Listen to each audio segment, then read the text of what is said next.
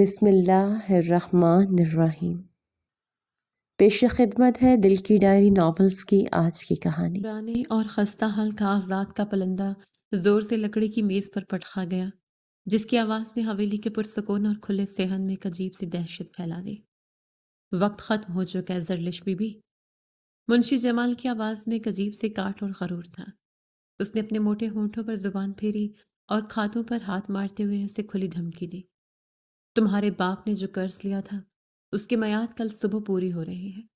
اگر ایک ایک پیسہ نہ ملا تو کل سورج نکلتے ہی یہ حویلی اور تمہاری زمین کے ٹکڑے نیلام کر دیے جائیں گے۔ زرلش نے اپنے چھوٹے بھائی سائم کو فوراً اپنے پیچھے چھپایا۔ سائم کے چھوٹے چھوٹے ہاتھ زرلش کے چادر کو سختی سے پکڑے ہوئے تھے اور وہ سہم کر اپنی بہن کی اوٹ میں کھڑا تھا۔ زرلش، جس کے چہرے پر سادگی اور آنکھوں میں ایک انوکھی ہمت تھی، ذرا بھی پیچھے نہیں ہٹی۔ اس نے ہمیشہ اپنے باپ کو عزت سے جیتے پایا تھا اور وہ کسی منشی کو یہ حق نہیں دے سکتی تھی کہ وہ ان پر چیخے۔ قریبی حویلی کا پرانا اور وفادار ملازم بابا رحمت سر جھکائے کھڑا تھا۔ اس کے چہرے کی گہری جھریاں اور سفید داڑھی اس کی بے بسی کی گواہی دے رہی تھی۔ وہ منشی کے غنڈوں کے ڈر سے خاموش رہنے پر مجبور تھا۔ بس اس کی نم آنکھیں بار بار زرلش کی طرف اٹھتی تھیں اور پھر لاچاری سے جھک جاتی تھیں۔ وہ اس بچے کو اکیلے کھڑے لڑتے پا رہا تھا۔ کوئی نیلامی نہیں ہوگی منشی جمال۔ زرلش کی آواز بالکل صاف اور پر اعتماد تھی۔ اس نے سائم کے سر پر تسلی دیتے ہوئے ہاتھ رکھا اور جمال کی آنکھوں میں آنکھیں ڈال کر جواب دیا۔ تمہاری دھمکیاں کسی اور کو ڈرانا، کل دوپہر تک تمہارا سارا حصہ بے باک کر دیا جائے گا۔ میں نے اپنی زمین کا ایک حصہ شہر کے خریدار کو بیچنے کا فیصلہ کر لیا ہے۔ وہ کل رقم لے کر آ رہا ہے۔ تم بس اپنی رسید تیار رکھنا۔ جمال کا چہرہ ایک پل کے لیے لٹکا، مگر پھر وہ طنز انداز میں ہنسا۔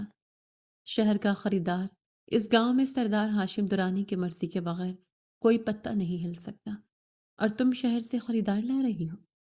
کوئی یہاں آ کر تو دکھائے۔ خیر، کل دوپہر تک کا وقت ہے تمہارے پاس۔ اس کے بعد تمہیں اس حویلی سے بے دخل کرنے میں مجھے کوئی نہیں روک سکتا۔ وہ اپنے آدمیوں کو اشارہ کرتے ہوئے اکڑ کر حویلی کے دروازے سے باہر نکل گیا۔ زرلش نے ایک لمبا اور گہرا سانس لیا اور سائم کو اپنے گلے لگا لیا۔ بابا رحمت نے آگے بڑھ کر زرلش کے سر پر ہاتھ رکھا، مگر اس کے پاس کہنے کو الفاظ نہیں تھے۔ زرلش کو خود بھی نہیں معلوم تھا کہ وہ اتنی جلدی شہر کا خریدار کہاں سے لائے گی، مگر اسے جمال کے سامنے کمزور نہیں پڑنا تھا۔ اب اسے کسی نہ کسی طرح کل کے دن کا سامنا کرنے کے لیے کوئی راستہ نکالنا تھا۔ کچھ دیر بعد زرلش سائم کا ہاتھ پکڑے گاؤں کی کچی پگڈنڈی سے گزر رہی تھی۔ سورج کی تپش بڑھ رہی تھی اور مٹی اڑ رہی تھی۔ اچانک ان کے کانوں میں کچھ کسانوں کے رونے کی آوازیں پڑیں۔ زرلش کے قدم وہیں رک گئے۔ اس نے سامنے جو منظر پایا اس نے اس کے اندر تک غصے کی آگ بھڑکا دی۔ منشی جمال کے غنڈے غریب کسانوں کے کھیتوں کو جانے والا پانی، مٹی اور پتھر ڈال کر روک رہے تھے اور اس کا رخ زبردستی حویلی کی زمینوں کی طرف موڑ رہے تھے۔ ایک کمزور سا بوڑھا کسان ہاتھ جوڑ کر ان غنڈوں کے سامنے گڑگڑا رہا تھا۔ خدا کے لیے ہم پر رحم کرو، ہماری فصل جل کر راکھ ہو جائے گی، ہمارے بچے بھوکے مر جائیں گے، ہم نے پہلے ہی ادھار لے کر بیچ بویا ہے۔ بکواس بند کر بڈھے، ایک لہیم شہیم غنڈے نے اسے زور سے دھکا دیا، جس سے وہ زمین پر گر پڑا۔ یہ سردار ہاشم درانی کا حکم ہے، حویلی کی زمینوں کو پانی سب سے پہلے ملے گا۔ سردار صاحب کا نام سن کر بھی تمہاری زبان چل رہی ہے؟ جسے جان پیاری ہے وہ پیچھے ہٹ جائے۔ کسان خوف سے پیچھے ہٹ گئے۔ ہاشم درانی کا نام ہی ایسا تھا کہ پورے گاؤں میں کسی کی سانس لینے کی بھی آواز نہیں آتی تھی۔ سب جانتے تھے کہ سردار سے ٹکرانے کا مطلب کیا ہے۔ زرلش کی مٹھیاں غصے سے بھنج گئیں۔ سائم نے ڈر کر اس کا ہاتھ کھینچا۔ باجی، ہمیں یہاں سے چلنا چاہیے، یہ لوگ بہت برے ہیں۔ زرلش نے سائم کا ہاتھ مضبوطی سے تھاما اور وہاں سے چل پڑی، مگر اس کے دل میں سردار ہاشم کے لیے نفرت کا ایک نیا طوفان اٹھ کھڑا ہوا۔ کیسا سردار ہے وہ؟ شہر کی پرتش زندگی اور ٹھنڈے کمروں میں بیٹھ کر اس نے یہاں ظالموں کو کھلی چھٹی دے رکھی ہے۔ غریبوں کا خون چوسنے والا ایک بے حس ظالم اور مغرور انسان جسے اپنے لوگوں کی کوئی پرواہ نہیں۔ اس نے دل ہی دل میں ہاشم درانی کو سخت کوسا۔ اگر کبھی اس کا سامنا اس نام نہاد سردار سے ہوا تو وہ اسے ضرور آئینہ دکھائے گی۔ وہ گاؤں سے کچھ دور کچی سڑک پر پہنچے تو ایک پرانی جیپ سڑک کے کنارے کھڑی تھی۔ جیپ کا بونٹ کھلا تھا اور ایک شخص بڑی تسلی سے انجن کی تاروں کو جوڑنے میں مصروف تھا۔ زرلش کے قدم دھیمے پڑ گئے۔ اس شخص کے چہرے پر نہ تو کوئی پریشانی تھی اور نہ ہی وہ گرمی اور دھوپ سے بے حال لگ رہا تھا۔ وہ نہایت سکون سے ہلکی ہلکی آواز میں کوئی پرانی دھن گنگناتے ہوئے اپنا کام کر رہا تھا۔ سامنے زرلش کا ہاتھ چھوڑا اور بھاگ کر قریبی نلکے سے پانی کا ایک صاف کٹورا بھر لایا۔ وہ سجنبی کے پاس جا کر رکا اور کٹورا احتیاط سے اس کی طرف بڑھا دیا۔ اس شخص نے مڑ کر سائم کو بایا۔ اس کے چہرے پر ایک ٹھہری ہوئی مسکراہٹ تھی جو اس کی گہری آنکھوں تک جا رہی تھی۔ یہ فضل بخش تھا۔ اس نے سائم کے سر پر پیار سے ہاتھ پھیرا اور پانی کا کٹورا لے کر مسکراہٹ کے ساتھ سارا پانی پی لیا۔ جیتے رہو چھوٹے میاں، تم نے تو کمال کر دیا۔ فضل بخش نے نرمی سے شکریہ ادا کیا اور کٹورا واپس کیا۔ زرلش بھی چل کر وہاں پہنچ گئی۔ وہ ایک لمحے کے لیے اس اجنبی کے پرسکون اور دوستانہ انداز سے متاثر ہوئی۔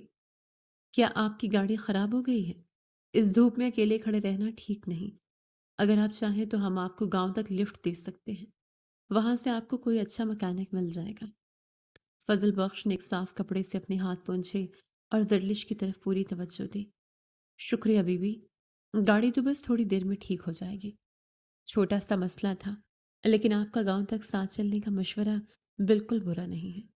انسان کو راستے اکیلے طے کرنے کی بجائے کسی کا ساتھ مل جائے تو سفر آسان ہو جاتا ہے۔ کچھ دیر بعد فضل بخش ان کے ساتھ گاؤں کی طرف پیدل چل رہا تھا۔ راستے میں ایک عجیب سی خاموشی چھائی ہوئی تھی۔ زرلش بار بار کچھ کہنے کے لیے لب کھولتی اور پھر چپ ہو جاتی۔ وہ مسلسل اپنے ذہن میں الفاظ ترتیب دے رہی تھی۔ آخر اس نے ایک فیصلہ کن سانس لی اور چلتے چلتے رک گئی۔ فضل بخش نے حیرانی سے اسے ٹھہرتے پایا اور سوالیہ انداز میں ابرو اٹھائے۔ دیکھیں، زرلش کی آواز میں اب ہچکچاہٹ نہیں بلکہ گہری سچائی اور مجبوری تھی۔ میں آپ سے کوئی بات نہیں چھپانا چاہتی، مجھے آپ کی مدد چاہیے۔ فضل بخش نے نہایت اطمینان سے سر ہلایا کہ وہ اپنی بات جاری رکھے۔ اس کے چہرے پر وہی ٹھہراؤ موجود تھا۔ میرا نام زرلش ہے۔ کل صبح ایک ظالم منشی میرے باپ کے قرض کے بہانے ہماری زمین اور حویلی نیلام کرنے والا ہے۔ میں نے اسے جھوٹ بولا ہے کہ شہر سے خریدار آ رہا ہے جو ساری رقم ادا کر دے گا۔ کیا آپ کل کے لیے وہ خریدار بننے کا ڈرامہ کر سکتے ہیں؟ مجھے بس تھوڑا سا وقت چاہیے تاکہ میں اپنی زمین کا اصل سودا کر سکوں۔ زرلش نے ایک ہی سانس میں ساری بات کہہ دی، پھر فوراً مزید شامل ہو گیا۔ لیکن میں آپ کو پہلے خبردار کر دوں، منشی جمال بہت خطرناک اور چالاک آدمی ہے۔ وہ کسی کو نقصان پہنچانے سے پیچھے نہیں ہٹتا۔ یہ میری اور میرے چھوٹے بھائی کی زندگی اور سر کی چھت کا مسئلہ ہے۔ اگر آپ کو ذرا بھی ڈر لگے یا آپ انکار کرنا چاہیں تو آپ خوشی سے منع کر سکتے ہیں۔ میں آپ کو زبردستی کسی مصیبت میں نہیں ڈالنا چاہتی۔ فضل بخش خاموشی سے زرلش کے چہرے پر موجود سچائی اور اس کے اندر کی بہادری کو محسوس کر رہا تھا۔ ایک لڑکی جو اتنی بڑی مصیبت میں گھرے ہے، جس کا گھر چھننے والا ہے، پھر بھی وہ اسے دھوکے میں نہیں رکھ رہی اور پوری سچائی بتا رہی ہے۔ اسے زرلش کی یہ صاف گوئی اور ہمت بے حد پسند آئی۔ اس نے اپنے دائیں ہاتھ کے انگوٹھے سے اپنے ماتھے کو ہلکا سا رگڑا۔ یہ اس کی ایک مخصوص عادت تھی۔ اس کے ہونٹوں پر ایک گہری اور پرسکون مسکراہٹ ابھری۔ اس نے بالکل ٹھہرے ہوئے اور پورے اعتماد لہجے میں جواب دیا، فکر نہ کرو زرلش بی بی، کچی دیوار اور جھوٹا کاغذ کبھی سہارا نہیں دیتے۔ تم تسلی رکھو، کل جو بھی ہوگا بہتر ہوگا۔ میں کل ضرور آؤں گا۔ زرلش کو سجنبی کی باتوں میں ایک عجیب سی سچائی اور طاقت محسوس ہوئی۔ اس کے الفاظ سن کر زرلش کے دل کا بوجھ جیسے اچانک آدھا ہو گیا۔ سائم نے خوشی سے زرلش کا ہاتھ دبا دیا۔ منزل قریب آ رہی تھی اور آنے والی صبح اپنے ساتھ ایک نیا طوفان لانے والی تھی۔ اگلی صبح سورج کی کرنوں کے ساتھ ہی گاؤں کی فضا میں ایک عجیب سی ہلچل تھی۔ آنے والی صبح واقعی ایک نیا طوفان لے کر آئی، مگر اس طوفان کا رخ حویلی کی طرف نہیں بلکہ گاؤں کی برگد والی پرانی چھپال اور اس سے جڑے مسافر خانے کی جانب تھا۔ سورج کی ابتدائی کرنوں کے ساتھ ہی فضل بخش مسافر خانے کے باہر بچھی ایک چرپائی پر بیٹھا سکون سے چائے پی رہا تھا۔ گاؤں کے چند بوڑھے کسان حیرت سے اس اجنبی کو دیکھ رہے تھے، کیونکہ گاؤں میں کم ہی کوئی مسافر رات رکنے آتا تھا۔ اچانک قدموں کی بھاری دھمک سنائی دی۔ منشی جمال اپنی 4 بدماشوں کے ساتھ وہاں پہنچا۔ شہر کے بابو، لگتا ہے تم غلط راستہ پکڑ کر اس گاؤں میں آ گئے ہو۔ منشی نے چرپائی کے پاس کھڑے ہو کر سیدھی دھمکی دی۔ رات تم اس مسافر خانے میں ٹک تو گئے ہو، لیکن جو راستہ شہر کو جاتا ہے اسی پر چپ چاپ واپس لوٹ جاؤ۔ زرلش کی زمین کے معاملے میں ٹانگ اڑانے کی کوشش کی تو یاد رکھنا، یہ گاؤں تمہارے لیے بہت چھوٹا پڑ جائے گا۔ فضل بخش نے چائے کا کپ احتیاط سے میز پر رکھا۔ اس کے چہرے کی مسکراہٹ اور ٹھہراؤ میں ذرا بھی کمی نہیں آئی۔ راستے تو میں کبھی نہیں بھولتا منشی صاحب، اس نے پرسکون مگر کاٹدار لہجے میں جواب دیا۔ ویسے ایک چھوٹی سی بات پوچھنی تھی، حویلی کے کھاتوں میں زمین کی جو پیمائش لکھی ہے، کیا وہ پٹواری کے سرکاری ریکارڈ سے ملتی ہے؟ کیونکہ سنا ہے پچھلے 2 سالوں کا مالیہ جمع نہیں ہوا، پھر نیلامی کا نوٹس اتنی جلدی کیسے جاری ہو گیا؟ منشی جمال کے ماتھے پر پسینہ آ گیا۔ اسے سمجھ نہیں آ رہا تھا کہ یہ عام سا مسافر زمین کے اتنے گہرے معاملات کیسے جانتا ہے۔ تم مجھ سے سوال کرنے والے کون ہوتے ہو؟ سردار ہاشم درانی کا نام سنا ہے، ان کی زمینوں پر صرف میرے فیصلے چلتے ہیں۔ منشی نے اپنی بکھلاہٹ چھپانے کے لیے اونچی آواز کا سہارا لیا۔ قانون سب کے لیے برابر ہوتا ہے، چاہے وہ کوئی عام کسان ہو یا سردار۔ فضل بخش نے اپنی جگہ سے اٹھے بغیر بات ختم کی۔ نیلامی کی کاغذات تیار رکھنا، میں وقت پر پہنچ جاؤں گا۔ منشی کے پاس کوئی جواب نہیں تھا۔ وہ دان پیستا ہوا اپنے بندوں کے ساتھ وہاں سے پلٹ گیا۔ منشی کے جانے کے بعد فضل بخش نے گہرا سانس لیا۔ اس کے ذہن میں وہ مقصد گھومنے لگا جس کے لیے وہ اپنا شہر کا آرام، گاڑیاں اور سارا پروٹوکول پیچھے چھوڑ کر اکیلا اس پرانی جیپ میں یہاں آیا تھا۔ والد کے انتقال کے بعد سرداری اس کے کندھوں پر آئی تھی، مگر اس نے ہمیشہ شہر میں رہ کر ہی زمینوں کا سارا حساب کتاب چلایا تھا۔ برسوں بعد اس نے اپنی آبائی حویلی، اپنی زمینوں اور گاؤں والوں سے ملنے کا فیصلہ کیا تھا۔ لیکن کل جب وہ ایک عام آدمی بن کر گاؤں کی حدود میں داخل ہوا تو یہاں کی بدحالی اور منشی جمال کا ظلم دیکھ کر وہ سیدھا حویلی جانے کی بجائے اس مسافر خانے میں رک گیا۔ وہ جاننا چاہتا تھا کہ اس کی غیر موجودگی میں اس کے نام پر کیا کیا کھیل کھیلے جا سکے ہیں۔ گاؤں والوں نے اسے بچپن کے بعد کبھی دیکھا ہی نہیں تھا، اس لیے اس کا حلیہ اور نام بدل کر یہاں رکنا اور حالات کا جائزہ لینا بہت آسان ثابت ہوا۔ دوپہر کی تیز دھوپ میں گاؤں سے ذرا باہر کچی سڑک کے کنارے گھنے درخت کے سائے تلے فضل بخش آرام کر رہا تھا۔ حویلی کے غنڈوں کی نظروں سے دور یہ جگہ کافی پرسکون تھی۔ کچھ ہی دیر میں زرلش اور سائم ایک چھوٹی سی ٹوکری پکڑے وہاں پہنچ گئے۔ گھر میں کچھ خاص نہیں تھا۔ زرلش نے مٹی کا صاف برتن اور رومال میں لپٹی روٹیاں سامنے رکھی۔ یہ ساگ اور مکئی کی روٹی ہے، امید ہے آپ کو بری نہیں لگے گی۔ فضل بخش کے چہرے پر ایک نرم مسکراہٹ ابھری۔ اس سے بہتر کھانا اور کیا ہو سکتا ہے زرلش بی بی؟ خلوص سے پیش کی گئی روٹی کسی بھی بڑے دسترخوان سے بڑھ کر ہوتی ہے۔ سائم خوشی سے اس کے قریب بیٹھ گیا۔ بابو جی، آپ شہر سے آئے ہیں، وہاں بڑی بڑی گاڑیاں ہوتی ہیں نا؟ فضل بخش نے پیار سے سائم کا گال تھپ تھپایا۔ اسی دوران زرلش نے دور حویلی کی اونچی اور ویران دیواروں پر نظر ڈالی اور ایک لمبی سانس لی۔ یہاں بھی کبھی سکون ہوتا تھا، لیکن اب یہ صرف نام کا رہ گیا ہے۔ اس کی آواز میں گہری تلخی تھی۔ یہ سب اس ظالم سردار ہاشم درانی کی وجہ سے ہے۔ اسے پرواہ ہی نہیں کہ اس کے والد کے بعد یہاں کیا ہو رہا ہے۔ منشی غریبوں کا خون چوس رہا ہے اور وہ سردار شہر کے مزے لوٹ رہا ہے۔ کاش وہ کبھی یہاں آئے تو میں اس سے پوچھوں کہ اگر اپنے لوگوں کی حفاظت نہیں کر سکتے تو سرداری کا دعویٰ کیوں کرتے ہو؟ فضل بخش کے ہاتھ میں روٹی کا نوالہ رک گیا۔ زرلش کی ہر بات سچائی پر مبنی تھی۔ اسے پہلی بار اپنی لاپرواہی کا اتنی شدت سے احساس ہو رہا تھا۔ اس نے خاموشی سے سر جھکایا اور کھانا کھانے لگا۔ یہ کھانا اسے ایک قرض محسوس ہو رہا تھا جسے اسے ہر حال میں ادا کرنا تھا۔ شام کے سائے گہرے ہونے لگے۔ فضل بخش گاؤں کی کچی گلیوں میں چل رہا تھا کہ اسے حویلی کے پرانے باغ کی طرف سے کلہاڑی چلنے کی آوازیں آئیں۔ وہ قدم دباتا ہوا پرانی دیوار کے قریب پہنچا۔ اندر کا منظر دیکھ کر اس کے اندر غصے کی لہر دوڑ گئی۔ منشی کے بندے حویلی کا سب سے پرانا اور قیمتی درخت کاٹ رہے تھے اور سامنے ایک ٹرک کھڑا تھا جسے لکڑیوں سے بھرا جا رہا تھا۔ خدا کا خوف کرو۔ بابا رحمت آگے بڑھا اور ایک آدمی کا ہاتھ پکڑنے کی کوشش کی۔ یہ درخت سردار جی کے والد نے لگایا تھا۔ یہ حویلی کی پرانی نشانی ہے، تم اسے کاٹ کر بازار میں نہیں بیچ سکتے۔ بڈھے اپنی جان کی فکر کر۔ ایک آدمی نے زور سے بابا رحمت کو دھکا دیا۔ بوڑھا ملازم مٹی میں جا گرا۔ یہ منشی جی کا حکم ہے، یہ لکڑی آج ہی شہر جائے گی۔ فضل بخش اندھیرے میں دیوار کی اوٹ میں کھڑا تھا۔ اس کا دل چاہا کہ وہیں جا کر ان سب کو سبق سکھائے، مگر وہ جانتا تھا کہ بھی جذبات کی بجائے دماغ سے کام لینے کا وقت ہے۔ اسے اپنے ہی منشی کے خلاف پکے ثبوت چاہیے تھے۔ اس نے خاموشی سے اپنے فون کا کیمرہ آن کیا اور درخت کٹنے سے لے کر ٹرک پر لادے جانے تک سب کچھ محفوظ کر لیا۔ بابا رحمت کی بے بسی اسے اندر سے تکلیف دے رہی تھی۔ رات کا اندھیرا پوری طرح پھیل چکا تھا۔ فضل بخش زرلش کے گھر کے بیرونی دروازے پر کھڑا تھا۔ زرلش اور سائم دونوں دروازے کی چوکھٹ پر موجود تھے۔ مجھے چند ضروری کاموں سے آج رات ہی شہر واپس جانا ہوگا، فضل بخش نے نرمی سے بات شروع کی۔ لیکن تم فکر مت کرنا، نیلامی والے دن میں مقررہ وقت پر یہاں موجود ہوں گا۔ اپنے کاغذات تیار رکھنا۔ زرلش کے چہرے پر پریشانی صاف ظاہر ہونے لگی۔ آپ سچ کہہ رہے ہیں نا؟ منشی بہت چالاک ہے، وہ نیلامی کا وقت بھی بدل سکتا ہے۔ اگر آپ نہ آئے تو فضل بخش نے اسے بیچ میں ہی ٹوک دیا۔ میں نے وعدہ کیا ہے زرلش بی بی، اور میرا وعدہ کبھی کچی دیواروں جیسا نہیں ہوتا۔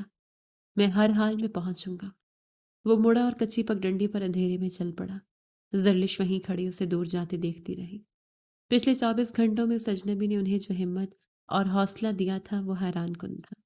اس کے جانے سے زرلش کے دل میں ایک انجان سی اداسی اور خالی پن اترنے لگا، بالکل ایسا جیسے اپنا کوئی قریبی شخص دور سفر پر چلا گیا ہو۔ سائم نے اس کا ہاتھ پکڑا تو وہ ایک لمبی سانس لے کر اندر کی طرف مڑ گئی۔ رات کا اندھیرا گہرا ہو چکا تھا، مگر زرلش کی آنکھوں سے نیند کوسوں دور تھی۔ کھردری چرپائی پر لیٹے وہ بار بار کروٹیں بدل رہی تھی۔ کل کا دن اس کی زندگی کا کٹھن امتحان ہونے والا تھا۔ ایک طرف ذہن میں فضل بخش کی ٹھہری ہوئی آواز گونج رہی تھی جس نے اس کے دل میں امید جگائی تھی، مگر دوسری طرف منشی جمال کی زہریلی دھمکیاں تھیں جو دماغ میں چبھ رہی تھیں۔ کیا وہ مسافر واقعی کل اس کی مدد کے لیے پہنچے گا؟ ایک انجانا سا بھروسہ تھا، مگر بے یقینی کا بوجھ دل کو بیٹھنے پر مجبور کر رہا تھا۔ اسی رات گاؤں کے دوسرے سرے پر حویلی کے ایک تاریک کونے میں بابا رحمت بھی جاگ رہا تھا۔ کٹے ہوئے پرانے درخت کی خالی جگہ دیکھ کر اس کی آنکھوں سے آنسو بہہ رہے تھے۔ اسے اپنے پرانے مالک کی یاد ستا رہی تھی جب حویلی کے دروازے غریبوں کے لیے کھلے رہتے تھے۔ اگلی صبح کی اذان کے ساتھ ہی گاؤں میں ایک خاموش ہلچل محسوس ہوئی۔ سورج ابھی پوری طرح نکلا نہیں تھا کہ کچی سڑک پر اڑتی دھول نے کھیتوں میں کام کرتے کسانوں کی توجہ اپنی طرف کھینچ لی۔ بڑی اور چمکدار گاڑیوں کی ایک قطار بغیر کسی شور شرابے کے انتہائی خاموشی سے حویلی کے پرانے دروازے کے سامنے آ کر رکی۔ یہ آمد کسی روایتی چوہدری جیسی نہیں تھی جس میں ہوائی فائرنگ یا چیخو پکار ہو۔ اس میں گہرا اور پراسرار سکون تھا۔ درمیانی گاڑی کا دروازہ کھلا اور ہاشم درانی باہر نکلا۔ گاؤں والوں نے اپنے گھروں کی کھڑکیوں سے دبے قدموں جھانکنا شروع کر دیا۔ ہاشم کے چہرے پر کوئی غصہ یا جلد بازی نہیں تھی۔ اس نے گرد آلود حویلی کو یوں دیکھا جیسے وہ اس کی دیواروں میں چھپی کہانیاں پڑھ رہا ہو۔ وہ دھیمے اور مضبوط قدموں کے ساتھ حویلی کے وسیع برآمدے میں داخل ہوا۔ بابا رحمت ایک کونے میں سر جھکائے ہاتھ باندھے کھڑا تھا۔ ہاشم کے قدم بوڑھے ملازم کے پاس آ کر رک گئے۔ اس نے اپنا ہاتھ اٹھایا اور بابا رحمت کے جھکے ہوئے کندھے کو نرمی سے تھپ تھپایا۔ بابا رحمت نے چونک کر سر اٹھایا۔ اس کی دھندلی آنکھوں نے لمحوں میں اپنے سردار کو پہچان لیا۔ وہاں کوئی لفظ ادا نہیں ہوا، مگر بوڑھے کی نم آنکھوں اور ہاشم کی پرسکون نگاہوں کے درمیان ایک گہرا تبادلہ ہو گیا۔ تبھی منشی جمال گھبرایا ہوا اندر داخل ہوا۔ اس کا سانس پھولا ہوا تھا اور ماتھے پر پسینے کی باریک بوندیں چمک رہی تھیں۔ اس نے جلدی سے دونوں ہاتھ سینے پر باندھ لیے اور چہرے پر ایک بناوٹی مسکراہٹ سجا لی۔ سردار جی، آپ نے آنے سے پہلے کوئی خبر نہیں دی۔ میں سارا انتظام کروا دیتا، پورے گاؤں کو جمع کر لیتا۔ منشی کی آواز میں ڈر صاف محسوس ہو رہا تھا۔ ہاشم نے اپنی مخصوص خاندانی کرسی پر بیٹھتے ہوئے اسے خاموشی سے پرکھا۔ اس کی نظروں میں ایسی کاٹ تھی کہ منشی کو اپنا وجود کانپتا ہوا محسوس ہوا۔ ہاشم نے کوئی دھمکی نہیں دی۔ اس نے انتہائی دھیمے اور ٹھہرے ہوئے لہجے میں بات شروع کی۔ خبر دے کر تو مہمان آتے ہیں جمال صاحب، اور انتظامات کیسے چل رہے ہیں یہ دیکھنے کے لیے اچانک آنا ہی ضروری تھا۔ منشی نے خشک ہوتے گلے کے ساتھ پھونک نکلا۔ سب بہت اچھا چل رہا ہے سردار جی، آپ بس اندر چل کر آرام کریں، میں سب دیکھ لوں گا۔ ہاشم نے ہاتھ اٹھا کر اسے روکا۔ آرام کا وقت بعد میں آئے گا۔ آج رات تک پچھلے 10 سال کے سارے کھاتے اور زمینوں کی خرید و فروخت کے کاغذات میرے کمرے میں پہنچ جانے چاہیے، اور کل دوپہر کو حویلی کا صحن گاؤں والوں کے لیے کھلا رہے گا۔ جس کا جو بھی مسئلہ ہے وہ مجھ سے براہ راست بات کرے گا۔ منشی کے پیروں تلے سے زمین نکل گئی۔ کل دوپہر تک تو زرلش کی نیلامی کا وقت تھا۔ اگر سردار نے بیچ میں پڑھ کر کاغذات دیکھ لیے تو اس کی ساری چوری پکڑی جائے گی۔ وہ کچھ بولنا چاہتا تھا، مگر ہاشم کے چہرے کا سکون اسے مزید کچھ کہنے کی اجازت نہیں دے رہا تھا۔ اگلا دن گاؤں کے لیے کسی تہوار اور عدالت کے ملے جلے منظر جیسا تھا۔ دوپہر تک حویلی کا کھلا صحن کسانوں اور گاؤں والوں سے بھر چکا تھا۔ ہاشم درانی کرسی پر بیٹھا ایک ایک کر کے لوگوں کی باتیں سن رہا تھا۔ اسی دوران زرلش تائم کا ہاتھ سختی سے پکڑے ہجوم کو چیرتی ہوئی آگے آئی۔ اس کا دل تیزی سے دھڑک رہا تھا۔ نیلامی کا وقت سر پر تھا اور فضل بخش کا کہیں نام و نشان نہیں تھا۔ سامنے کرسی پر بیٹھے شخص کو دیکھ کر اس کے قدم ایک لمحے کے لیے رکے۔ لباس، رکھ رکھاؤ اور روب ضرور مختلف تھا، مگر وہ بیٹھنے کا پراعتماد انداز اس کے دماغ میں کسی یاد کی طرح دستک دے رہا تھا۔ ہاشم نے زرلش کے سامنے کھڑے پایا تو اس کے چہرے پر کوئی حیرت ظاہر نہیں ہوئی۔ منشی جمال فوراً آگے بڑھا اور ہاشم کے کان کے قریب جھک گیا۔ سردار جی، یہ وہی لڑکی ہے جس کی زمین کی آج نیلامی ہے۔ بہت چالاک اور جھوٹی ہے، اپنے باپ کا قرض ہڑپنا چاہتی ہے۔ ہاشم نے منشی کو اشارے سے پیچھے ہٹنے کا حکم دیا اور زرلش کی طرف پوری توجہ مرکوز کر دی۔ آپ کی فائل میں نے رات کو دیکھی ہے، وقت ختم ہو چکا ہے۔ قانون کے مطابق اب حویلی اپنا حق لے گی۔ ہاشم کا لہجہ بالکل سپاٹ اور پیشہ ورانہ تھا۔ زرلش نے اپنے اندر کی ساری ہمت جمع کی اور آنکھوں میں آنکھیں ڈال کر صاف لہجے میں جواب دیا۔ میرے والد اپنا قرض بہت پہلے ادا کر چکے تھے۔ آپ کا یہ منشی پرانے اور جھوٹے کھاتے بنا کر ہماری زمین چھیننا چاہتا ہے۔ میں یہ نیلامی نہیں ہونے دوں گی۔ ہاشم نے کچھ دیر خاموشی سے اس کے چہرے پر پھیلی سچائی کو دیکھا، پھر اس کا دایاں ہاتھ بے ساختہ اٹھا اور اس نے اپنے انگوٹھے سے ماتھے کو ہلکا سا رگڑا۔ دیکھیں بی بی، یہ جذباتی باتیں ہیں۔ ہاشم کی آواز میں وہی گہرا ٹھہراؤ تھا۔ قانون ثبوت مانگتا ہے۔ اگر آپ کے پاس اپنی سچائی کا کوئی ایک ثبوت نہیں تو زمین کے کاغذات حویلی کے نام منتقل ہو جائیں گے۔ زرلش کے کانوں میں جیسے سائیں سائیں ہونے لگی۔ ماتھا رگڑنے کی وہی مخصوص عادت، وہی پرسکون اور دھیمی آواز۔ سائم نے ڈرتے ڈرتے زرلش کا دوپٹہ کھینچا۔ باجی، یہ سردار جی تو بالکل اپنے بابو جی جیسے ہیں، ویسے ہی بات کر رہے ہیں۔ زرلش نے جلدی سے سائم کا ہاتھ دبا کر اسے خاموش رہنے کا اشارہ کیا، مگر اس کی اپنی آنکھیں حیرت سے پھیلی ہوئی تھیں۔ اس سے پہلے کہ زرلش کچھ کہہ پاتی، ہجوم کے پیچھے سے ایک بوڑھا کسان روتا ہوا آگے آیا اور سیدھا ہاشم کے قدموں کے قریب آ کر گرا۔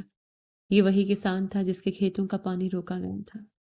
مجھ پر رحم کریں سردار جی، کسان کی آواز میں بے پناہ درد تھا۔ منشی نے میری زمین کے جھوٹے کاغذات بنوا لیے ہیں اور میرے کھیت کا پانی بند کر دیا ہے۔ میرے بچے بھوکے مر جائیں گے۔ منشی جمال کا چہرہ غصے سے سرخ ہو گیا۔ اس نے آگے بڑھ کر کسان کو بازو سے پکڑا اور پیچھے دھکیلنے کی کوشش کی۔ زبان بند کر بڈھے، سردار جی کا وقت ضائع کر رہا ہے۔ ہاشم اپنی جگہ سے اٹھا۔ اس نے منشی کے ہاتھ کو اتنی مضبوطی سے پکڑا کہ منشی کی انگلیاں درد کے مارے خود بخود کھل گئیں۔ ہاشم نے جھک کر اس کسان کو بازو سے سہارا دیا اور عزت کے ساتھ کھڑا کیا۔ تمہاری زمین کہیں نہیں جائے گی بابا۔ ہاشم نے کسان کے کندھے پر تسلی بخش انداز میں ہاتھ رکھا، پھر اس نے منشی کی طرف ایک گہری نظر ڈالی اور سب کے سامنے واضح الفاظ میں کہا، کسی سے ڈرنے کی ضرورت نہیں، کیونکہ کچی دیوار اور جھوٹا کاغذ کبھی سہارا نہیں دیتے۔ یہ الفاظ سنتے ہی زرلش کے قدموں تلے سے زمین کھسک گئی۔ ایک ایک کڑی جڑ رہی تھی، وہی ڈائیلاگ، وہی سکون، وہی ماتھا رگڑنے کی عادت اور سائم کی معصوم گواہی۔ اس کے اندر ایک سنسنی خیز لہر دوڑ گئی۔ فضل بخش اور ہاشم درانی دونوں ایک ہی شخص تھے۔ زرلش بنا کچھ کہے ہاشم کو ایک آخری الجھی ہوئی نظر ڈال کر مڑنے لگی، لیکن ہاشم کی بھاری اور واضح آواز نے اس کے قدم روک لیے۔ زرلش بی بی، بات ابھی ختم نہیں ہوئی۔ ہاشم اپنی کرسی پر واپس بیٹھتے ہوئے بولا۔ پورا صحن خاموش تھا۔ قانون جذبات پر نہیں چلتا، لیکن انصاف اندھا بھی نہیں ہوتا۔ میں تمہیں اپنے باپ کے قرض کی اصل رسیدیں پیش کرنے کے لیے پورے 3 دن کی مہلت دیتا ہوں۔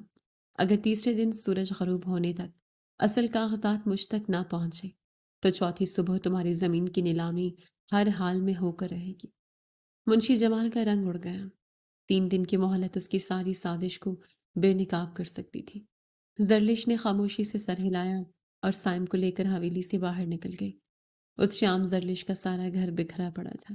اس نے اپنے والد کی پرانی پیٹیاں، صندوق اور برسوں پرانی کتابیں سب کھنگال ماری تھیں۔ مٹی اور پسینے میں لت پت زرلش فرش پر بیٹھی مایوسی سے بکھرے ہوئے کاغذات کو دیکھ رہی تھی۔ کوئی رسید، کوئی ثبوت اس کے ہاتھ نہیں آیا تھا۔ سائم چپ چاپ ایک کونے میں بیٹھا بہن کی پریشانی دیکھ رہا تھا۔ کہیں کچھ نہیں ملا سائم، زرلش نے تھکے ہوئے لہجے میں کہا۔ ابا جان ساری رسیدیں سنبھال کر رکھتے تھے، وہ ضرور حویلی کے پرانے ریکارڈ روم میں ہی ہوں گی، جہاں منشی سب کسانوں کے کاغذات رکھتا ہے۔ اسی رات کا اندھیرا جب گاؤں پر چھا گیا تو منشی جمال حویلی کے عقبی حصے میں اپنے ایک خاص ونڈے کے ساتھ کھڑا سرگوشیاں کر رہا تھا۔ اس کی آواز میں گھبراہٹ واضح تھی۔ سردار جی، جان بوجھ کر اس لڑکی کو وقت دے رہے ہیں، منشی دان پیستے ہوئے بولا۔ مجھے وہ 3 دن تک کھاتوں کی جانچ پڑتال میں الجھائے رکھیں گے۔ آج رات ہی پرانے ریکارڈ روم میں جا کر زرلش کے باپ کی اصل فائل غائب کر دو، اسے جلا کر راکھ کر دینا۔ نہ ثبوت رہے گا نہ وہ لڑکی کچھ ثابت کر پائے گی۔ دیوار کی دوسری طرف اندھیرے میں چھپی کھڑی زرلش نے اپنے منہ پر سختی سے ہاتھ رکھا ہوا تھا تاکہ اس کی سانس کی آواز بھی باہر نہ نکلے۔ وہ منشی پر نظر رکھنے کے لیے حویلی کے پچھلی دیوار تک آئی تھی اور اب اسے سب کچھ سمجھ آ چکا تھا۔ اس کے پاس 3 دن نہیں بلکہ صرف آج کی رات تھی۔ اگر منشی کے بندے ریکارڈ روم تک پہنچ گئے تو اس کا سب کچھ چھن جائے گا۔ اس نے آسمان کی طرف دیکھا، ایک لمبا سانس لیا اور دل ہی دل میں ایک اٹل فیصلہ کیا۔ آج رات اسے ہر حال میں حویلی کی اس تاریخ اور پرانے ریکارڈ روم میں گھسنا ہوگا، چاہے اس کی کوئی بھی قیمت کیوں نہ چکانی پڑے۔ اور اسے معلوم نہیں تھا کہ اس اندھیرے کمرے میں سردار ہاشم درانی پہلے سے موجود ہوگا۔ زرلش نے اندر جا کر سائم کو تھپک کر سلایا۔ معصومیت سے سوتے ہوئے اپنے چھوٹے بھائی کے چہرے کو دیکھ کر اس کے ارادے مزید پختہ ہو گئے۔ اس نے گہری سیاہ چادر اوڑھی اور رات کے سناٹے میں گھر سے باہر نکل آئی۔ گاؤں کی کچی اور سنسان گلیوں میں ہو کا عالم تھا۔ منشی جمال کے غنڈوں کا خوف ایسا تھا کہ رات کی اس پہر کوئی پرندہ بھی پر مارنے کی ہمت نہیں کرتا تھا۔ تیز اور خنک ہوا اس کی چادر کو اڑا رہی تھی، مگر اس کے قدموں میں کوئی لرزش نہیں تھی۔ اسے اپنے مرحوم باپ کی وہ بات یاد آ رہی تھی کہ بیٹی، جب سچائی تمہارے ساتھ ہو تو اندھیروں سے گھبرانا مت۔ اسی سچائی کی تلاش اسے آج موت کے منہ میں لے جا رہی تھی۔ وہ جانتی تھی کہ اگر منشی کے آدمیوں نے اسے دیکھ لیا تو اس کی عزت اور جان دونوں محفوظ نہیں رہیں گے، مگر اب پیچھے ہٹنے کا کوئی راستہ نہیں تھا۔ رات کی تاریکی حویلی کی پرانی دیواروں پر کسی بھاری چادر کی طرح پڑی تھی۔ زرلش دبے قدموں سائے کی طرح پچھلے دروازے سے اندر داخل ہوئی۔ چاروں طرف گہرا سناٹا تھا، صرف دور کہیں کتوں کے بھونکنے کی آواز اس خاموشی کو مزید پراسرار بنا رہی تھی۔ پرانے ریکارڈ روم کا راستہ اسے اچھی طرح یاد تھا، کیونکہ بچپن میں وہ کئی بار اپنے والد کے ساتھ یہاں آ چکی تھی۔ لکڑی کا بھاری اور خستہ حال دروازہ آدھا کھلا تھا۔ زرلش احتیاط سے اندر داخل ہوئی ہی تھی کہ اچانک باہر دالان میں بھاری قدموں کی آہٹ سنائی دی۔ کوئی ادھر ہی آ رہا تھا۔ زرلش کے ہاتھ پاؤں ٹھنڈے پڑ گئے۔ اس نے جلدی سے دروازہ بند کیا اور بنا سوچے سمجھے اندرونی کنڈی چڑھا دی۔ قدموں کی آواز دروازے کے بالکل قریب آ کر رکی۔ کچھ دیر کوئی سرگوشیاں ہوئیں اور پھر وہ قدم آگے بڑھ گئے۔ یہ یقیناً منشی جمال کے کارندے تھے۔ زرلش نے سکون کا ایک لمبا سانس لیا اور دروازہ دوبارہ تھوڑا سا کھولنے کے لیے کنڈی کو پیچھے کھینچا، مگر لوہے کی وہ پرانی کنڈی زنگ لگنے کی وجہ سے اپنی جگہ جام ہو چکی تھی۔ اس نے پورا زور لگایا لیکن کنڈی ٹس سے مس نہ ہوئی۔ ڈر کے مارے اس کی سانس سینے میں اٹک گئی۔ وہ اس گھپ اندھیرے اور بند کمرے میں قید ہو چکی تھی۔ ابھی وہ دروازے سے ٹیک لگائے خود کو سنبھالنے کی کوشش کر رہی تھی کہ اچانک کمرے کے دوسرے سرے پر کاغذات الٹنے کی ہلکی سی آواز آئی۔ زرلش کے دل کی دھڑکن رکنے کے قریب پہنچ گئی۔ کوئی اور بھی اس اندھیرے میں موجود تھا۔ اس نے دفاع کے لیے پاس پڑی ایک پرانی لکڑی کی کرسی کا ہتھا مضبوطی سے پکڑ لیا۔ تبھی ایک مدھم سی ٹارچ اس کی روشنی فرش پر ابھری۔ روشنی کا رخ الماری کی طرف تھا اور اس روشنی کے حالے میں ایک اونچا مضبوط وجود زمین پر بیٹھا پرانی فائلوں کا ڈھیر کھنگال رہا تھا۔ وہ سردار ہاشم درانی تھا۔ زرلش کے ہاتھ سے لکڑی چھوٹ کر گرنے ہی والی تھی کہ اس نے خود کو بمشکل سنبھالا۔ ہاشم نے آہٹ سن کر ٹارچ کا رخ ہلکا سا موڑا اور زرلش کا ڈرا ہوا چہرہ اور روشنی میں چمکا۔ ہاشم کی آنکھوں میں کوئی حیرت نہیں تھی۔ اس نے فوراً اپنے ہونٹوں پر انگلی رکھ کر زرلش کو مکمل خاموش رہنے کا اشارہ کیا اور ٹارچ کی روشنی واپس فائلوں پر ڈال دی۔ اس کا یہ انداز اتنا پرسکون اور پر اعتماد تھا کہ زرلش کا سارا خوف ایک پل میں ہوا ہو گیا۔ وہ سمجھ گئی کہ ہاشم یہاں منشی کے کھاتوں کی جانچ پڑتال کے لیے خود چھپ کر آیا ہے تاکہ اس ظالم کی اصل حقیقت جان سکے۔ زرلش خاموشی سے قدم بڑھاتی ہوئی اس کے قریب آ کر بیٹھ گئی۔ ہاشم نے بنا کوئی بات کیے فائلوں کا ایک حصہ اس کی طرف سرکا دیا۔ دونوں کے درمیان ایک گہری اور خاموش مفاہمت طے پا گئی تھی۔ ہاشم اسے بتا رہا تھا کہ وہ اس کے خلاف نہیں ہے۔ کمرے میں صرف کاغذات پلٹنے کی آواز گونج رہی تھی۔ اچانک ہاشم کا ہاتھ لکڑی کی پرانی الماری کے سب سے نچلے حصے پر رکا۔ وہاں ایک خفیہ خانہ تھا جسے ہاشم کے والد نے خاص خاندانی کاغذات کے لیے بنوایا تھا، اور منشی جمال کی اس تک کبھی رسائی نہیں رہی تھی۔ ہاشم نے وہ تختہ ہٹایا تو اندر ایک پرانا خاکی رنگ کا بستہ محفوظ پڑا تھا۔ ہاشم نے بستہ کھولا تو اس میں گاؤں کے ان تمام غریب کسانوں کی اصل رسیدیں اور کھاتے موجود تھے جنہیں منشی جمال نے غائب کر رکھا تھا۔ اسی بستی کے بالکل نیچے زرلش کے والد کے نام کی فائل موجود تھی۔ ہاشم نے وہ فائل نکالی اور زرلش کی طرف بڑھا دی۔ زرلش کے ہاتھ کپ کپا رہے تھے۔ اس نے فائل کھولی۔ اندر اس کے باپ کے دستخط اور قرض کی مکمل ادائیگی کی وہ اصل رسیدیں موجود تھیں جو اس کی زندگی اور موت کا مسئلہ بنی ہوئی تھی۔ اس کی آنکھوں سے آنسو ٹوٹ کر گرے اور وہ بے ساختہ سسک پڑی۔ ہاشم نے ٹارچ بند کر دی۔ اندھیرے میں اس کا دایاں ہاتھ بے ساختہ اٹھا اور اس نے اپنے انگوٹھے سے اپنا ماتھا رگڑا۔ زرلش اندھیرے کے باوجود اس کی اس حرکت کو محسوس کر سکتی تھی۔ یہ فائل اپنے پاس چھپا کر رکھنا ہاشم کی سرگوشی کمرے کے سناٹے میں بالکل واضح تھی۔ قانون کو اس کا ثبوت مل گیا ہے۔ اب صبح کا انتظار کرو۔ یہ وہی آواز تھی، وہی فضل بخش کا ہمدردانہ لہجہ جس نے کچی سڑک پر اسے ہمت دی تھی۔ زرلش کا سارا شک مکمل یقین میں بدل گیا۔ یہ سردار کوئی ظالم انسان نہیں بلکہ ان کا رکھوالا تھا۔ ہاشم اپنی جگہ سے اٹھا اور دروازے کی طرف گیا۔ زرلش نے دھیمی آواز میں بتایا کہ کنڈی جام ہو چکی ہے۔ ہاشم نے دروازے کو بغور دیکھا۔ اس نے کنڈی کھینچنے کی بجائے دروازے کو نیچے سے ہلکا سا اوپر کی طرف اٹھایا اور پھر کنڈی کو دھکا دیا۔ زنگالود لوہا ایک ہی جھٹکے میں پیچھے ہٹ گیا اور دروازہ کھل گیا۔ پچھلی دیوار سے نکل جاؤ۔ ہاشم نے باہر کا راستہ صاف دیکھ کر اشارہ کیا۔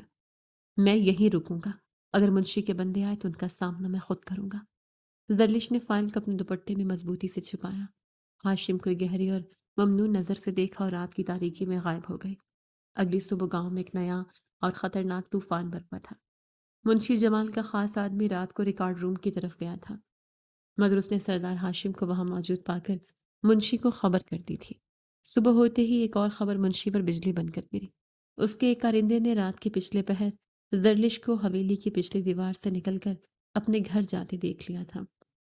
منشی جمال جو اب تک ایک چالاک لومڑی بنا ہوا تھا، اب ایک زخمی سانپ کی طرح پھنکا رہا تھا۔ وہ سمجھ گیا کہ بازی اس کے ہاتھ سے نکل چکی ہے۔ زرلش کے ہاتھ وہ اصل رسیدیں لگ چکی ہیں، اور اگر وہ فائل ہاشم درانی تک پہنچ گئی تو اس کی برسوں کی چوری پکڑی جائے گی۔ وہ سردار کی دی گئی 3 دن کی مہلت کا انتظار نہیں کر سکتا تھا۔ اسے ہر حال میں وہ فائل زرلش سے چھیننی تھی۔ سورج کی پہلی کرن کے ساتھ ہی زرلش کے گھر کا لکڑی کا دروازہ ایک زوردار ٹھوکر سے کھلا۔ زرلش اور سائم گھبرا کر صحن میں آ گئے۔ سامنے منشی جمال اپنے 6 ہٹے کٹے بدماشوں کے ساتھ کھڑا تھا۔ اس کا چہرہ غصے اور وحشت سے بگڑا ہوا تھا۔ پڑوسی اور گاؤں والے بھی شور سن کر جمع ہونے لگے تھے، مگر کوئی آگے بڑھنے کی ہمت نہیں کر رہا تھا۔ باہر نکلو اس گھر سے، منشی جمال چیخا۔ تمہارا وہ شہری خریدار بھاگ گیا ہے۔ تم نے سردار جی سے جھوٹ بولا تھا۔ نیلامی کا وقت ختم ہو چکا ہے۔ سامان باہر پھینکو ان کا۔ اس نے اپنے بندوں کو اشارہ کیا، مگر اس کا اصل مقصد سامان پھینکنا نہیں تھا۔ وہ گہری اور زہریلی نظروں سے زرلش کو گھور رہا تھا۔ زرلش نے سائم کو اپنے پیچھے چھپایا۔ اس نے رات والی فائل سائم کی قمیض کے اندر کمر کے ساتھ باندھ دی تھی تاکہ اگر منشی حملہ کرے تو ثبوت محفوظ رہے۔ تمہیں نیلامی کا کوئی حق نہیں جمال، زرلش پورے حوصلے سے چلائی۔ سردار ہاشم درانی نے 3 دن کا وقت دیا ہے۔ تم ان کے حکم کے خلاف جا رہے ہو۔ سردار جی ابھی حویلی میں سو رہے ہیں اور ان کے جاگنے تک تمہارا نام و نشان اس زمین پر نہیں ہوگا۔ منشی نے آگے بڑھ کر زرلش کا بازو پکڑنے کی کوشش کی۔ تلاشی لو اس گھر کی اور اس لڑکی کی، جو پاس جو کچھ بھی ہے وہ چھین لو۔ غنڈے آگے بڑھے۔ زرلش نے پوری طاقت سے غنڈے کو دھکا دیا اور سائم کو دروازے کی طرف دھکیلا۔ بھاگو سائم، سیدھا حویلی جاؤ اور کسی کو مت دینا، زرلش نے چیخ کر کہا۔ سائم روتا ہوا گلی کی طرف بھاگا، مگر منشی کے ایک آدمی نے آگے بڑھ کر اس معصوم کا کالر پکڑ لیا اور اسے زمین پر گرا دیا۔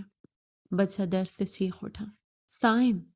زرلش بے ساختہ اس کی طرف دوڑی، مگر 2 غنڈوں نے اسے سختی سے پکڑ لیا۔ منشی جمال سائم کے سر پر آ کر کھڑا ہو گیا۔ اس کی نظریں بچے کی قمیض کے نیچے چھپے کاغذوں کے ابھار پر جم گئی۔ اس کے چہرے پر ایک ظالمانہ مسکراہٹ آ گئی۔ تو رات کے اندھیرے میں چوریاں کی جا رہی ہیں؟ منشی نے جھک کر سائم کی قمیض سے وہ فائل کھینچ لی۔ زرلش کی آنکھوں کے سامنے اندھیرا چھا گیا۔ اس کے باپ کی عزت، اس کے گھر کی چھت، سب کچھ اسے خاکی فائل میں تھا جو منشی جمال کے ناپاک ہاتھوں میں جا چکی تھی۔ اب اس پنچایت میں تم کیا ثبوت پیش کرو گی زرلش؟ منشی نے فائل کو ہوا میں لہراتے ہوئے کہکا لگایا۔ کچی دیواریں واقعی سہارا نہیں دیتی، اور تمہاری تو اب زمین ہی چھن چکی ہے۔ وہ غنڈوں کو گھر خالی کرنے کا حتمی حکم دینے ہی والا تھا کہ اچانک گلی کے نکڑ پر ایک گرجدار اور بھاری آواز گونجی، جس نے منشی جمال سمیت وہاں موجود ہر شخص کے قدموں کو زمین کے ساتھ میخ کر دیا۔ اور جھوٹا کاغذ کبھی سچائی کو چھپا نہیں سکتا جمال صاحب۔ یہ گرجدار اور ٹھہری ہوئی آواز کلی میں کسی بم کی طرح گرے۔ منشی جمال کے ہاتھ میں لہراتی ہوئی خاکی فائل وہیں خلا میں جم گئی۔ اس نے بوکھلا کر پیچھے مڑ کر دیکھا۔ گلی کے نکڑ پر ہاشم درانی کھڑا تھا۔ اس کے ساتھ کوئی محافظ، کوئی گن مین نہیں تھا، مگر اس کے اکیلے وجود کا رعب اتنا زیادہ تھا کہ منشی کے ہٹے کٹے غنڈے خود بخود 2 قدم پیچھے ہٹ گئے۔ ہاشم کے چہرے پر وہی پراسرار سکون تھا، مگر اس کی آنکھوں میں ایک ایسا طوفان مچل رہا تھا جسے دیکھ کر منشی کے پیروں تلے سے زمین نکل گئی۔ ہاشم نے دھیمی اور مضبوط قدموں سے چلتے ہوئے ان کے قریب آنا شروع کیا۔ زرلش نے جلدی سے آگے بڑھ کر روتے ہوئے سائم کو اپنے سینے سے لگا لیا۔ اسے محسوس ہوا جیسے اس کی ڈوبتی ہوئی کشتی کو اچانک ایک مضبوط کنارہ مل گیا ہو۔ ہاشم نے منشی کے ہاتھ سے فائل نہیں چھینی۔ اس نے بس منشی کی آنکھوں میں آنکھیں ڈالی اور ایک سرد لہجے میں کہا، یہ تماشا اس گلی میں نہیں لگے گا جمال صاحب۔ اگر آپ کو اتنا ہی شوق ہے فیصلے کرنے کا تو آج فیصلہ حویلی کے صحن میں ہوگا۔ پورے گاؤں کو جمع کرو۔ آج پنچایت بیٹھے گی اور حساب پائی پائی کا ہوگا۔ کچھ ہی دیر میں حویلی کا وسیع صحن کھچا کھچ بھر چکا تھا۔ گاؤں کا ہر چھوٹا بڑا شخص وہاں موجود تھا۔ فضا میں ایک عجیب سی کشیدگی اور خاموشی چھائی ہوئی تھی۔ ہاشم درانی برآمدے کے بیچوں بیچ اپنی کرسی پر بیٹھا تھا۔ ایک طرف منشی جمال سر جھکائے کھڑا تھا، مگر اس کا شاطر دماغ اب بھی بچنے کے راستے تلاش کر رہا تھا۔ دوسری طرف زرلش اور سائم کھڑے تھے۔ سردار جی، منشی جمال نے اچانک خاموشی توڑی اور اپنی اداکاری شروع کر دی۔ اس نے ہاتھ باندھ کر مجمع کی طرف دیکھا۔ آپ سب کے سامنے اس لڑکی کی حقیقت رکھنا چاہتا ہوں۔ یہ ایک جھوٹی اور مکار لڑکی ہے۔ اس نے رات کے اندھیرے میں حویلی کے ریکارڈ روم میں گھس کر چوری کی ہے۔ یہ فائل جو میرے ہاتھ میں ہے اس بات کا ثبوت ہے کہ یہ حویلی کی زمین ہڑپنا چاہتی ہے۔ اسے سخت سے سخت سزا ملنی چاہیے۔